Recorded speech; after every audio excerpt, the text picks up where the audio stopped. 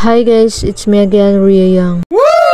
Ngayong araw pala ay napakamalas ko. Binawian ba naman ako ng ID kasi nag-colored t-shirt ako. Pero guys, hindi talaga ako magko-colored shirt niyan. Kaso nagmamadali ako. Hinanap ko yung isang department t-shirt ko. Hindi ko talaga mahanap. Kaya choice ako. Nagsuot na lang ako ng iba. At ang malala pa, guys, promise talaga guys. Nung panahon na naghahanap ako ng wala talaga akong kahit man lang sa kapatid pamangkin, wala talaga. At saka guys, may kutob na ako. Na kapag nasa paaralan ako, ay tsak papagalitan ako kasi nag-colored shirt ako. Kaya yun, hindi nga nagkakamali, pinagalitan nga ako. At kinuha pa yung ID ko. So tapos na nga ang aming exam at nandito ulit ako sa City Hall para hintayin si Papa. So habang wala pa si Papa, ay bumili muna ako ng snack kasi sobrang gutom ko. Dahil kumakain ako dito, ay narinig ako na parang nagbablog. So si Kuya pala ay nagbablog. Hindi siya kita kasi malayo ako tapos madilim pa. At saka guys, parang yung mga vlogger ng moto, basta yung mga about sa motor or truck, nagtipon-tipon sila ay nagpusina si Kuya. At saka may sumayaw.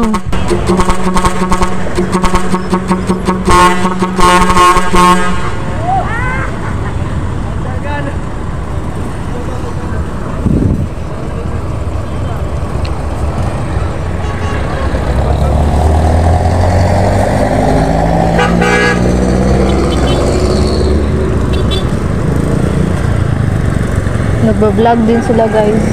So guys, 4% lang tayo dito. At hanggang ngayon wala pa si Papa.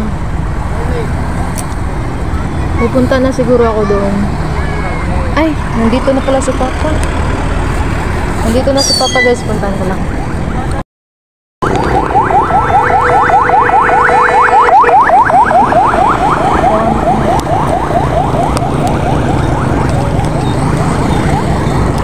Nandun si Papa guys, yung nakawala.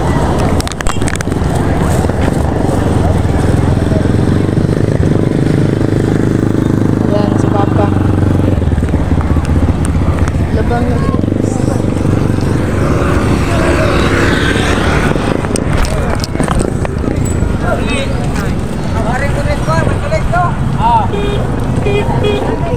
Atage!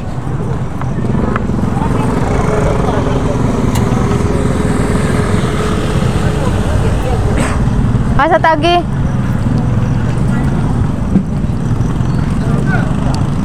Tagi. Gadinar ko gahuwat mo. Ugo kita abi ako dito kaagi. Dia pasar.